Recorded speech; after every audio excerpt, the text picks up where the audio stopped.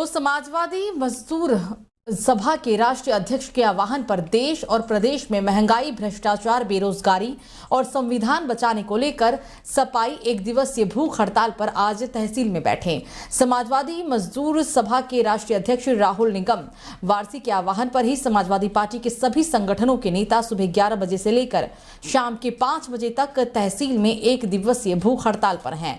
पूर्व विधायक अरविंद सिंह यादव ने कहा कि देश और प्रदेश में बीजेपी की सरकार है, उसके बावजूद बढ़ती महंगाई, भ्रष्टाचार, बेरोजगारी पर अंकुश नहीं लग पा रहा है। बीजेपी सरकार बाबा साहब भीमराव अंबेडकर के संविधान में दिए गए आरक्षण को समाप्त करने पर उतारू है और सरकारी संस्थाओं को कौड़ियों के भाव अपने चहेते उद्योगपतियों को सौंपकर उनसे धन उगाही की जा रही है। केंद्र की भाजपा सरकार की बेतहाशा महंगाई खिलाफ, बेरोजगारी खिलाफ, भ्रष्टाचार खिलाफ, सरकारी संस्थानों में बाबा साहब संविधान के आरक्षण को खत्म करने की साजिश खिलाफ आज भूख हड़ताल थी। समाजवादी पार्टी के सारे कार्यकर्ताओं ने आज सुबह से भूख हड़ताल बैठे थे और एक कहना चाहते हैं कि इस महंगाई पे मजदूर मरने की कगार पे खड़ा है।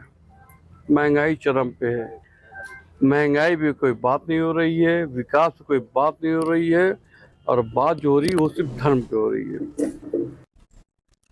तो ग्रेटर नोएडा के शारदा गोल चक्कर के पास चेकिंग कर रही थाना नॉलेज पार्क पुलिस टीम और बदमाशों के बीच मुठभेड़ हो गई। इस मुठभेड़ में एक बदमाश को गोली लगने की वजह से वो घायल हो गया, जबकि उसका साथी बदमाश पुलिस को ने गिरफ्तार कर लिया है। इन बदमाशों की कब्जे से पुलिस ने चोरी की गाड़ी और लोहे की शटरिंग, तमंचा, कारतूस को बरामद किया है। घायल बदमाश को इलाज के लिए अस्पताल में भर्ती करवाया गया है। अपराधियों के विरुद्ध चेकिंग चल रही थी। वहां पर एसओ नॉलेज पार्क और इनकी टीम शारदा गोल चक्कर के पास चेकिंग कर रही थी। तभी एक तेज गति से आती हुई सफ़ेद रंग की सफारी ने वहां पर चेकिंग बैरियर को टक्कर मारते हुए रेलवे लाइन की तरफ भागी। इन लोगों ने उसका पीछा किया तो गाड़ी खराब होने के कारण उसे छोड़ करके 2 व्यक्ति भागे। पुलिस ने प्रशिक्षित तरीके से इनको घेराबंदी की तो अपराधी ने पुलिस के ऊपर फायर कर दिया। पुलिस ने उनको काबू करने के लिए फायर किया, जिसमें कि एक व्यक्ति नितेश पुत्र हरिश्चंद्र निवासी सोनवर्षा, जिला सहरसा, बिहार को गोली लगी है पैर में और उसका एक अन्य साथी फरार हो गया है। इसको तत्काल उपचार के लिए रवाना कराया जा रहा है। तो खबरों में आगे बढ़ते हैं। उत्तर प्रदेश के फर्रुखाबाद में बीते दिनों ट्रक ने ट्रैक्टर को जोरदार टक्कर मार दी। ट्रक में भूसा लाद कर जा रहा ट्रैक्टर ट्रॉली बाइक सवार के ऊपर पलट गया, जिससे बाइक सवार समेत 2 लोगों की मौत हो गई और 3 लोग गंभीर रूप से घायल हो गए। घायलों को डॉक्टर राम मनोहर लोहिया जिला अस्पताल में भर्ती करवाया गया। घटना की जानकारी मिलने के बाद एडीएम सुभाष चंद्र प्रजापति और तहसीलदार सदर श्रद्धा पांडे घायलों का हालचाल जानने के लिए अस्पताल पहुंचे और घायलों के बेहतर इलाज के लिए निर्देश भी दिए हैं। हमारे यहाँ लोहिया हॉस्पिटल में 4 लोग आए थे, जिसमें कि 16 लाख जिसकी गंभीर चोटें थी, जिसकी इलाज के दौरान यहाँ पे मृत्यु हो गई। बाकी 3 लोग जो आए हैं उनका इलाज प्राथमिक उपचार हो गया है और उनकी हालत स्थिर है।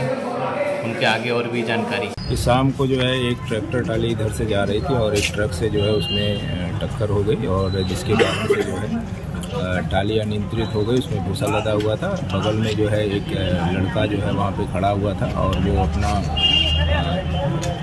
बाइक से नीचे खड़ा हुआ था और जो है ट्राली जो भूसा लदी हुई थी वो पलट गई उसके ऊपर, जिससे जो है उसकी मौके पे मृत्यु हो गई और जो ट्रक है वो उसको कब्जे में ले लिया गया है। साथ ही साथ जो है जो ट्रैक्टर का ड्राइवर थे सुवालाल, जो हरदोई के निवासी थे, उनकी भी मौके अभी हॉस्पिटल में उनकी डेथ हुई। तो बिजनौर में पैंजनिया के गांव पावटी बस अड्डे के पास रोडवेज बस को ओवरटेक करते हुए बाइक सवार 2 युवकों की मौत हो गई। तीसरा साथी गंभीर रूप से घायल हो गया। आरोपी चालक बस लेकर मौके से फरार हो गया। पुलिस ने दोनों के शवों को कब्जे में लेकर पोस्टमार्टम के लिए भेज दिया। घायल युवक को भी इलाज के लिए अस्पताल में भर्ती करवाया गया है। फिलहाल पुलिस फरार आरोपी बस चालक की तलाश कर रही है।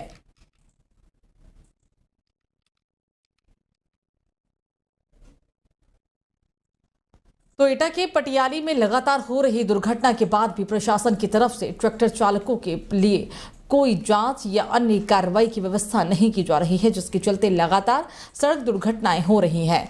कोतवाली देहात क्षेत्र के गांव छितौनी के पास ट्रक ने ट्रैक्टर को टक्कर मार दी। इस हादसे में एक मजदूर की मौत हो गई, साथ में 4 लोग भी घायल हो गए हैं। थाना पिलुआ के गांव भोजपुर निवासी हृदय कुमार की दर्दनाक मौत हो चुकी है।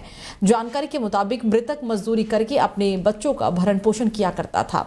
इस समय सरसों की फसल की कटाई और वो कुटाई का काम भी कर रहा था, जिसके चलते मृतक एक ट्रैक्टर पर अन्य मजदूरों के साथ काम किया करता था। सभी काम करके अपने घर लौट रहे थे, जिसके बाद ही ये हादसा हो गया।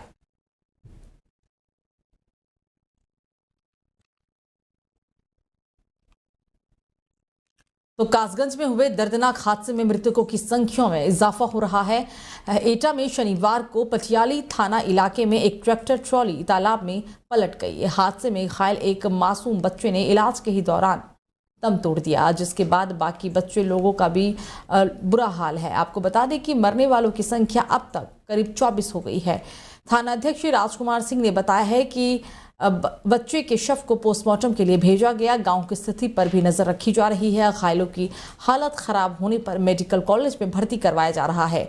उत्तर प्रदेश के मुख्यमंत्री योगी आदित्यनाथ ने मृतकों को 6-6 लाख रुपए की राहत राशि के चेक भी पहुंचा दिए हैं। तो वृंदावन में श्यामकुटी क्षेत्र के पास यमुना खादर में अवैध निर्माण की शिकायत पर पहुंची नगर निगम की टीम का घेराव कर पथराव किया गया और इसमें नगर निगम की जेसीबी भी क्षतिग्रस्त हो गई है। इस बीच प्रवर्तन के दल की टीम से हाथापाई भी की गई है। लोगों के विरोध को देख प्रवर्तन दल वापस लौट गया। इस मामले में जेसीबी के चालक ने पुलिस से शिकायत भी की।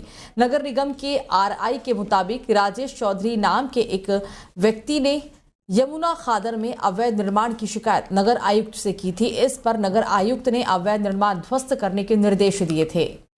आज यहाँ पे हम लोग आए हैं पूरी टीम के साथ। नगर निगम की टीम है, हमारी टीएफ है और सहायक अभिलेख अधिकारी नरेंद्र जी हैं और सर्वे की टीम है। हम लोगों ने यहाँ पे निरीक्षण किया है तो यहाँ पाया गया है कि यहाँ सरकारी ज़मीन पे बहुत लोगों ने मकान बना लिए हैं या मकान बनाने की फिराक में हैं। इनको चेतावनी दी गई है। अब हम लोग इनके खिलाफ़ जो भी विधिक कार्रवाई है वो करेंगे और डीएम साहब के संज्ञान में भी उसको लाएंगे। तो एटा में दबंगों ने प्रधानी चुनाव की रंजिश को लेकर घर में घुसकर लाठी डंडों से मारपीट की। इसमें महिलाओं समेत आधा दर्जन लोग घायल हो गए हैं।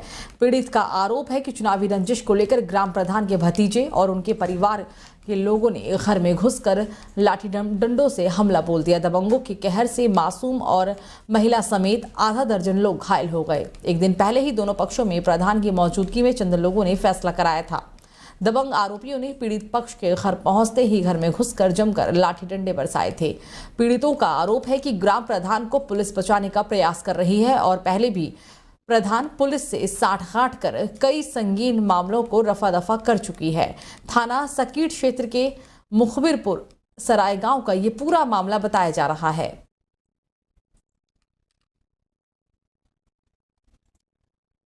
तो नोएडा में तेज रफ्तार का कहर देखने को मिला। तेज रफ्तार लग्जरी कार अनियंत्रित होकर शौचालय में जा घुसी। इस हादसे में कार और शौचालय दोनों ही क्षतिग्रस्त हो गए हैं। इसमें गाड़ी में सवार 5 लोग गंभीर रूप से घायल हो गए, जिन्हें इलाज के लिए अस्पताल में भर्ती करवाया गया।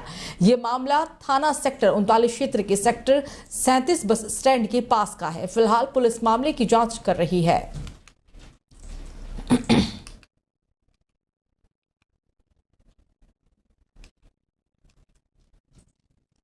तो खबर प्रतापगढ़ से, जहां जमीनी विवाद में 2 पक्षों में जमकर मारपीट हुई। ताजा मामला लीलापुर थाना के साहबगंज बाजार का है, जहां जमीनी विवाद में जमकर लाठी डंडा चली और सड़क पर खुलेआम लठबाजी से अफरा तफरी का माहौल भी बन गया। पिटाई से दोनों पक्षों से करीब आधा दर्जन लोग घायल हो गए। अब मारपीट का वीडियो भी सोशल मीडिया पर वायरल हो रहा है। ये वायरल वीडियो सुबह 10 बजे का बताया जा रहा है। इससे पहले शनिवार को विवादित जमीन पर शाहनाज और जुबेनिशा के बीच समझौता भी हुआ था, जिसके बाद सुबह विवादित जमीन पर टीन शेड हटाने को लेकर विवाद खड़ा हो गया। फिलहाल दोनों ही पक्षों ने थाने में पहुंचकर शिकायत दर्ज कराई है।